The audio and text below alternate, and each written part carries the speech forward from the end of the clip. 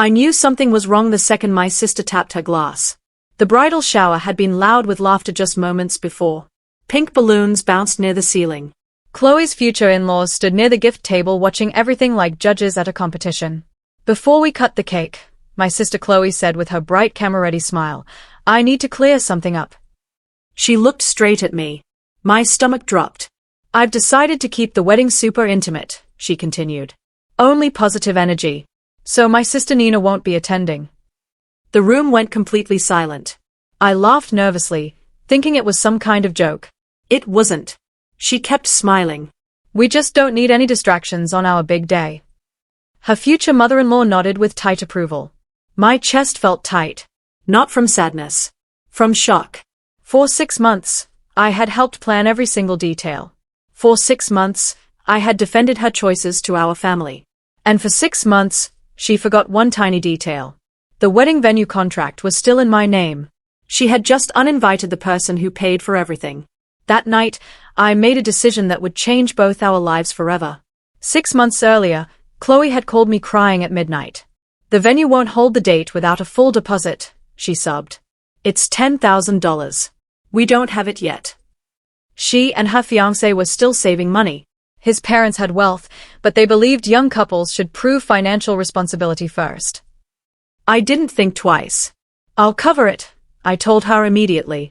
You can pay me back whenever. She cried even harder, but this time from relief and gratitude. 2 days later, we visited the venue together. It was absolutely stunning. High ceilings with crystal chandeliers. White marble floors that reflected light like water. She walked through those rooms like she was already married. The manager explained everything carefully. Because I paid the entire deposit up front, all the paperwork went under my name automatically. We can easily transfer it later, the manager assured us. We never did transfer it. Chloe promised she would handle the paperwork soon. She never did that either. I trusted her completely. After all, she was my baby sister.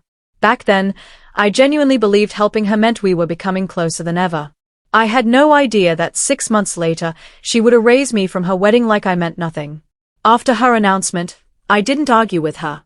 I didn't cry or make a scene. I didn't give her the dramatic reaction she clearly expected. Instead, I picked up my purse calmly and walked straight toward her. Up close, I saw something new in her eyes. Not guilt. Not sadness or regret. Relief. Like she had finally done something she'd been planning for weeks. I hope you understand, she whispered quietly. It's honestly better this way. Better for who? I asked, keeping my voice steady. She didn't answer that question. Her future mother-in-law stepped beside her protectively and said coldly, weddings should reflect the right image. The right image. Those words burned into my memory. I nodded slowly, pretending to accept it. Of course, I said carefully. Image definitely matters. Then I walked out before anyone could stop me or say another word. In my car, I sat completely still for 5 solid minutes. I replayed every moment from the past 6 months in my head. Every time her fiancé's parents made subtle comments about our simple upbringing. Every time she laughed along instead of defending our family. Then I remembered something crystal clear. The contract was still completely in my name. And non-transferable without my written approval. If you're watching this story right now and you believe in justice being served, please take just 1 second to like this video and subscribe to the channel. And I'd genuinely love to know where you're watching from. Drop your city or country in the comments below. Now let's continue, because what happened next changed everything. The next morning, I didn't rush anything. I made coffee first, letting the silence settle around me. Then I opened my laptop and pulled up the venue contract carefully. My name was printed clearly on every single page. Payment confirmed. Status, non-transferable without written approval from account holder. My hand stayed completely steady when I dialed the venue manager's number. Good morning, Riverside Events. This is Patricia speaking, she answered professionally. This is Nina Collins, the contract holder for the June 14th wedding, I said calmly. I need to cancel the reservation. There was a brief pause on the line. May I ask the reason for cancellation? Personal family reasons. She reviewed the cancellation policy thoroughly. The deposit was fully refundable if cancelled before the 60-day deadline. We were currently 73 days away from the wedding date. Well within the refund window. I'll process the cancellation immediately, she confirmed. Your refund will return to your original payment method within 7 business days. Thank you so much, I replied politely. That was it. No screaming. No threats or drama. Just simple paperwork and business. When I hung up, my phone started buzzing almost instantly. It was Chloe calling. I let it ring. 23 missed calls within the first hour. One text message that made me smile slightly. What did you do? I didn't respond to any of it. Instead, I calmly checked my email inbox. There it was, already waiting. Cancellation confirmation from Riverside Events. Refund processing, approved. For the first time since that awful bridal shower, I felt genuinely calm. Not angry anymore. Not hurt. Just completely done. My phone kept ringing nonstop. My sister called again. My mom called repeatedly. Even my dad, who barely ever gets involved in family drama. I finally answered my mother's 7th call. What on earth is going on? She demanded immediately. Your sister is absolutely hysterical right now. I cancelled the wedding venue, I said simply. Complete silence on the other end. You what? Mom whispered in disbelief. She uninvited me publicly. The contract is in my name. So I cancelled it. You're seriously overreacting, Mom snapped. It was just a misunderstanding. It was a public announcement in front of 40 people. She didn't mean it like that. She said I was a distraction. Mom sighed heavily. Her in-laws are extremely sensitive people. She's under tremendous pressure. So am I replied quietly. Within minutes, Chloe called again. This time I answered. How could you possibly do this to me? She screamed into the phone. How could you uninvite me? I asked quietly. That was completely different. How exactly? She had absolutely no answer to that. You've completely ruined everything, she cried dramatically. The wedding is in less than 2 months. I leaned back calmly in my chair. You ruined it yourself, I said evenly. I just made one phone call. Then I hung up on her. For the first time in years, I wasn't the one apologizing.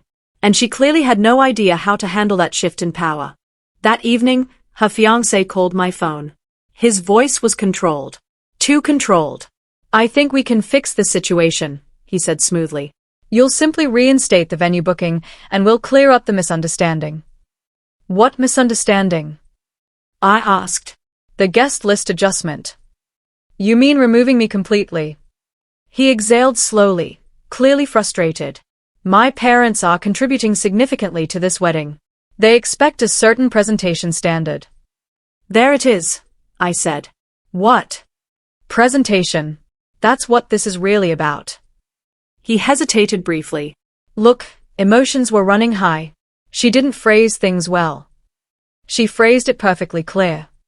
She honestly didn't expect you to react this way. That statement almost made me laugh out loud. You didn't expect me to react at all, I corrected him. Silence filled the phone line. We've already sent out invitations, he said finally. That's genuinely unfortunate. You're punishing her. No, I replied calmly. I'm simply respecting her decision. She clearly said I wasn't part of the wedding. I paused deliberately. So now I'm not. He didn't call back after that conversation. But by nightfall, our entire extended family knew everything. And opinions were forming extremely fast. By the next morning, my aunt had posted something vague on social media. Families should always forgive each other. That was obviously directed at me. Cousins started texting immediately. Is this really true? Why would you cancel? Can't you both just talk? Nobody asked why I was uninvited in the first place. Only why I reacted. That hurt deeper than I expected. I met my dad for coffee that afternoon. He looked exhausted and older somehow. She's your sister, he said softly. I know that. You've always been the strong one in this family. I stared at him directly. So that means I should accept disrespect. No, but... But what, Dad?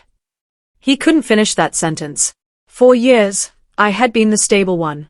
The reliable daughter. The one who fixed problems quietly without complaining. Maybe everyone assumed I would do it again this time. But something fundamental had shifted inside me. I didn't ruin her wedding, I told him firmly. She made a choice first. 3 days later, my cousin finally told me the complete truth. She didn't want to uninvite you originally, my cousin admitted quietly over coffee. Her future mother-in-law pushed it hard. For what possible reason? She apparently said you make the family look small. Small. I closed my eyes slowly. I work as a public school teacher. I don't wear designer clothes or carry expensive purses. I don't post luxury vacations on social media. I live comfortably, but simply and honestly. Apparently, that didn't match their new image requirements. They think you remind people where she actually came from, my cousin added carefully. That statement hit even deeper. So this wasn't random at all. It wasn't emotional or impulsive. It was completely strategic. My sister genuinely believed removing me would impress her wealthy new in-laws. And she believed I would stay silent to keep family peace. That was her biggest mistake. Because I wasn't angry about the wedding anymore. I was angry about the shame. About her pretending I was something embarrassing to hide. And once I fully understood that reality, the cancellation felt even more justified. But the real consequences hadn't even started yet. They were about to get much worse. By the end of that week, Chloe was in complete panic mode.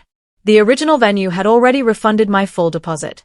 The June 14th date was gone forever. Someone else had booked it within 24 hours. I didn't know that until Chloe called screaming again. They gave it to another couple already, she cried. They are allowed to, I replied calmly. It's a business. You knew this would happen. Yes, I did. Heavy breathing filled the line. Then she hung up abruptly. Later that evening, I heard from another cousin that she had desperately visited 3 other venues. All were either completely booked or double the original price. Summer wedding season was peak time. Her fiancé's parents were absolutely furious. They are saying this whole situation is completely humiliating, my cousin told me. Invitations already went out with the original venue location printed. So now they had to either find a new venue immediately, reprint everything, or explain why everything changed. All because she wanted to control the image. Ironically, the situation was now far more embarrassing than my presence could ever have been. But what surprised me most wasn't her anger. It was her sudden silence. For the first time in years, she didn't call to insult me or blame me. She was too busy desperately dealing with the fallout. And it was getting significantly worse every single day. My mother showed up at my apartment completely unannounced. She looked stressed and older than usual. This has gone way too far, she said the moment I opened the door. I let her inside quietly. She found another venue, Mom continued, pacing nervously. But it's much smaller. And significantly more expensive. That's unfortunate, I said. She desperately needs your help. I blinked. With what exactly? Money. I almost laughed at the absurdity. She publicly uninvited me. She was under enormous pressure. And I'm not. Mom stopped pacing abruptly. You've always been the stronger one. There it was again. The strong one. The fixer. The quiet supporter. Being strong doesn't mean being used, I replied. She didn't mean to hurt you. She did it publicly in front of everyone. Mom hesitated. Her in-laws are threatening to pull their funding completely. So, she could lose the entire wedding she planned. I met my mother's eyes directly. She already lost something far more important. Mom's voice softened considerably. You're really not going to fix this? No, I said gently but firmly. I'm not. For the first time ever, she looked genuinely unsure of what to say next. And that told me something important. They were starting to realize I wasn't bluffing at all. 2 days later, the story went completely public. Not because of me. Someone at the bridal shower had secretly recorded the exact moment my sister announced I wasn't invited. The video suddenly surfaced online. It wasn't dramatic or loud. It was worse. It showed her smiling calmly while saying, "Only positive energy." Then it showed my face clearly. Confused. Hurt. Shocked. Then me walking out quietly with dignity. The comments were absolutely brutal. Why would anyone say that publicly? She paid for the venue? That's genuinely cruel. Big sister deserves so much better. Within hours, people were tagging her fiancé's business page. Her future mother-in-law's friends were asking uncomfortable questions. The image she tried so hard to protect was cracking badly. Chloe finally texted me directly. Did you leak the video? No, I replied honestly. I know you're enjoying this. I stared at that message for a long time. Enjoying it? No. But I wasn't rushing to protect her either. Because for once, the narrative wasn't controlled by wealth or pressure. It was controlled by simple truth. And truth spreads incredibly fast. She showed up at my door that same night. Not crying. Not screaming. Just angry. You've completely humiliated me, she said the second I opened the door. I didn't post anything. You cancelled the venue. Yes, I did. You embarrassed me in front of his entire family. You embarrassed me first. She stepped inside without any invitation. You're jealous, she said sharply. You've always been jealous of me. That accusation stung. Of what exactly? I asked again. Of me moving up. Of me marrying into something bigger and better. There it was finally. The real insecurity. You think I'm small, I said quietly. She didn't deny it at all. Instead, she said, you make people remember we didn't grow up rich. I felt something settle inside me. Not anger. Clarity. I was proud of where we came from, I said. You're ashamed of it. She crossed her arms defensively. You could have just talked to me. You could have just invited me. Silence filled my entire apartment. For the first time, she didn't have a sharp comeback ready. Because deep down, she knew this wasn't about money. It was about respect. And she had traded it for approval. The next day, her fiancé called again. This time, his tone wasn't calm at all. My parents are reconsidering the entire wedding, he said. That sounds serious. They think this drama reflects badly on everyone. It wasn't my announcement, I reminded him. He ignored that completely. If you reinstate the venue, it's already booked by someone else. Silence. They won't attend unless this is fixed. Then maybe they shouldn't. He exhaled sharply. You're tearing this family apart. No, I said. I'm refusing to be erased. Another long pause. She didn't think you'd go this far. That was the second time someone said that. I understood now. They believed I was predictable. Quiet. Manageable. You misjudged me, I said simply. After we hung up, I realized something important. This wasn't just about the venue anymore. It was about control. And for the first time in our adult lives, I had it. Without the original venue, the entire wedding budget shifted dramatically. The new location cost 30% more. The catering contract had to be completely renegotiated. Decor had to be resized for smaller space.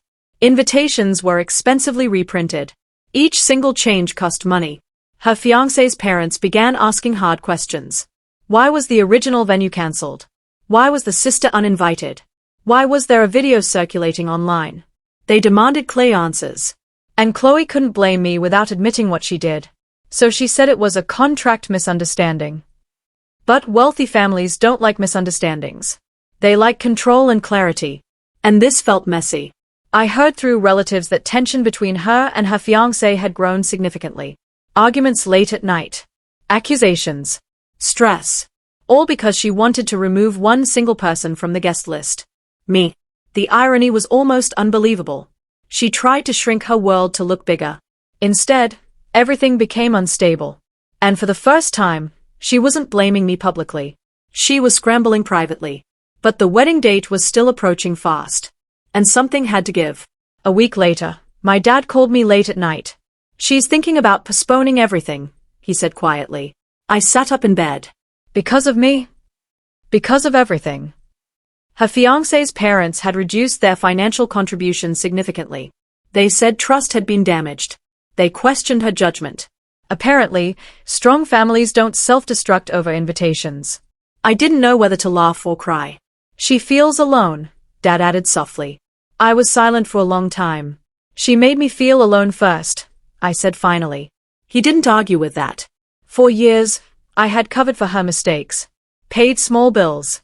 Calmed family fights. Made excuses. But this time, I hadn't chased after her. And without that safety net, everything shook. She might come to you, Dad warned gently. For what? Help. I looked at the ceiling. Help meant control again. Help meant silence. Help meant pretending none of this happened. I wasn't sure I could do that anymore. Because sometimes, the only way to teach respect is to let someone feel the weight of their own choices. And she was finally feeling it. 3 nights later, there was a knock on my door. It was almost midnight. I already knew it was her. When I opened it, Chloe didn't look polished. No perfect hair. No designer purse. Just red eyes and shaking hands. "Can I come in?" she asked quietly. I stepped aside. She sat on my couch and stared at the floor. "They might postpone the wedding," she whispered. I didn't respond. I didn't think it would get this bad. I folded my arms. What did you think would happen? She swallowed hard. "I thought you'd be upset. Maybe argue. But not this. Not consequences." I felt small, I said. In front of everyone. She nodded slowly. "I was scared," she admitted. "His parents kept saying we needed to look refined. Successful. Put together. And I ruined that." She hesitated. "That's what they think." The words hung in the air. For the first time, she didn't sound angry. She sounded unsure. But being unsure didn't erase what she did. And I wasn't sure forgiveness came with a reset button. She stayed quiet for a long time before speaking again. "They said you remind people we grew up middle class," she confessed. "That you don't fit their circle." And you agreed. I didn't want to lose them. The honesty hurt more than denial. "You were willing to lose me instead," I said. Tears filled her eyes. "I didn't think you'd leave." That sentence explained everything. She believed I was permanent. Safe. Unmovable. "I'm not furniture," I said softly. "I'm your sister." She wiped her face. "I just wanted everything perfect." Perfect doesn't mean fake. Silence settled between us. "I never hated where we came from," I continued. "You did." She didn't argue. Because she knew it was true. She had been chasing approval for months. Changing the guest list. Upgrading decor. Practicing how to speak around his parents. And in that process, she erased the one person who knew her before all of it. "I don't know how to fix this," she whispered. For the first time, I believed her. And that made this harder than anger ever did. The next morning, she called again. Her voice was calmer. "I want to invite you back," she said. Publicly. I took a breath. "Why?" "Because you're my sister." I waited. "And because if I don't, this wedding might not happen." There it was. Need before love. "Do you want me there?" I asked slowly. "Or do you need me there?" Silence. "Both," she said finally. It was the closest thing to honesty I'd heard. She explained that her fiancé's parents were threatening to reduce funding again. They didn't trust her judgment. They felt the drama was unstable. "They think I'm impulsive," she admitted. "They are not wrong," I replied gently. She almost smiled. "If I make a public apology," she asked, "will you consider reinstating the venue?" "I can't. It's booked." Another pause. "But I don't need the old venue," she added quickly. "I just need you." For the first time, her voice sounded less like pride and more like fear. And fear changes people. But I wasn't ready to say yes yet. Because apologies made under pressure don't always last. 2 days later, she posted a video. Not polished. Not staged. Just her, sitting in her living room. She admitted she made a mistake. She said she allowed outside pressure to influence her decisions. She said uninviting me publicly was wrong. She didn't blame her in-laws. She didn't blame stress. She said, "I hurt my sister, and I'm sorry." The comments shifted immediately. People praised the honesty. Some still criticized her, but the tone softened. She texted me afterward. I meant every word. I watched the video 3 times. Her voice shook when she said my name. That wasn't fake. But apologies don't erase memory. They create possibility. That night, I thought about June 14th. About the empty original venue. About the chaos that followed. Then I thought about us as kids, sharing a small bedroom and whispering secrets after lights out. People grow. People change. But sometimes they forget who helped them grow in the first place. And maybe this was the first time she truly remembered. I met her for coffee the next afternoon. No cameras. No audience. "I accept your apology," I said. Her shoulders dropped in relief. "But that doesn't mean everything resets." She nodded quickly. "I understand. I won't pay for anything else." "I'm not asking you to." "And I won't tolerate being erased again." "You won't be." Her voice was firm this time. I believed she wanted to change. Whether she could was another question. "The new venue is smaller," she admitted. But maybe that's better. Why? Because it feels real. For months, she had been building a wedding that impressed others. Now she was building one that survived truth. That's progress, I said. She gave a small laugh. You always were the practical one. And you were always the dreamer. Maybe that wasn't a bad combination. The wedding date remained the same. The guest list was corrected. My name restored. But something else had shifted. This time, if I attended, it would be because she wanted me there. Not because she assumed I would always stay. Her fiancé's parents weren't thrilled. They saw the apology video. They saw the comments. They saw the narrative change. They think we look unstable, Chloe told me. Do you care? She hesitated. Less than I did before. That answer mattered. Her fiancé called me once more. I hope we can move forward, he said carefully. That depends, I replied. On what? On whether respect is conditional. Silence followed. We're adjusting, he admitted. That was the first honest thing he had ever said to me. The wedding budget was tighter now. Some luxuries were removed. The guest list trimmed honestly, not strategically. And surprisingly, the stress eased. Without the performance, there was less pressure. But one final test remained. Would she stand by her apology in person? In front of everyone? Or would fear return the moment approval was threatened? June 14th was approaching fast. And weddings reveal more than love. They reveal priorities. The rehearsal dinner felt different from the bridal shower. Smaller. Quieter. Real. When I walked in, conversations paused for a second. Not hostile. Just curious. Chloe crossed the room immediately and hugged me. Publicly. No hesitation. I'm glad you're here, she said clearly. Her future mother-in-law watched but didn't interfere. During dinner, Chloe stood up. I want to say something, she began. My stomach tightened. I made a mistake a few weeks ago, she continued. I hurt someone important to me because I cared too much about image. She looked directly at me. I won't do that again. The room was silent. Her fiancé squeezed her hand. That moment told me more than the video did. She wasn't just apologizing online. She was correcting herself in person. And that takes courage. For the first time since the bridal shower, I felt something unfamiliar. Not anger. Not victory. Relief. Maybe we had both learned something. June 14th arrived bright and warm. The new venue was smaller, but elegant. White flowers lined the aisle. No crystal ceilings. No marble floors. Just sunlight and simple decor. When I took my seat, Chloe caught my eye. She smiled. A real one. Not practiced. Not staged.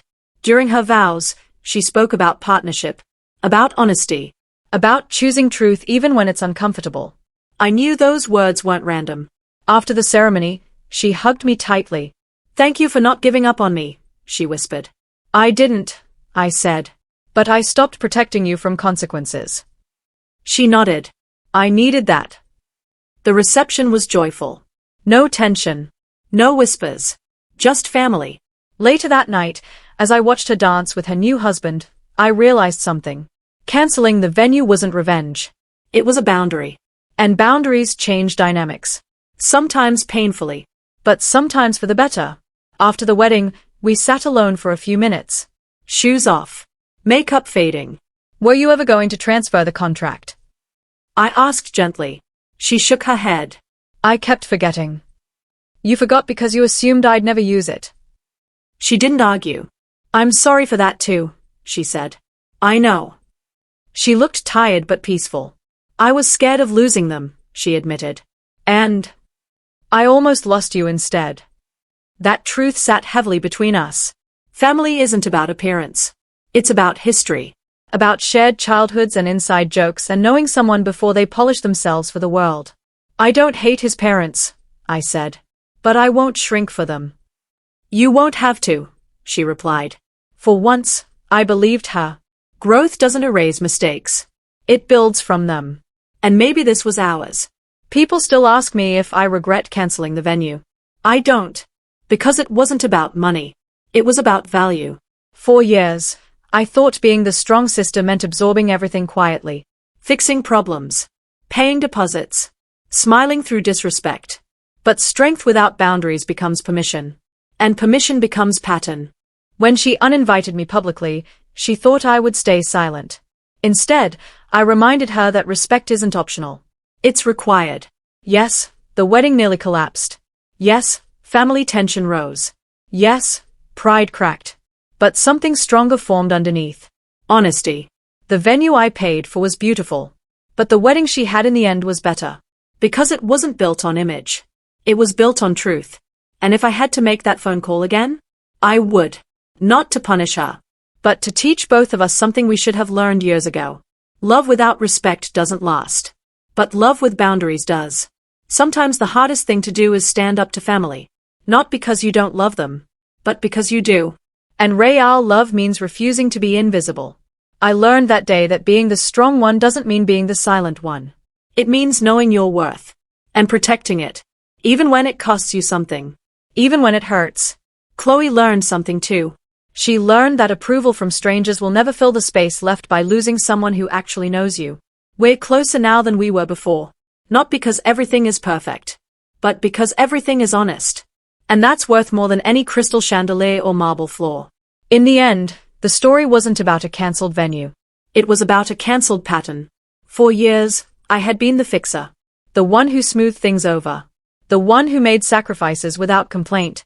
And somewhere along the way, that became expected instead of appreciated. The bridal shower announcement was the moment I realized something crucial. If I didn't stand up for myself, no one else would. My family loved me. But they also took me for granted. They assumed my support was automatic. My presence was guaranteed. My forgiveness was endless. Until it wasn't. The phone call to the venue wasn't made in anger.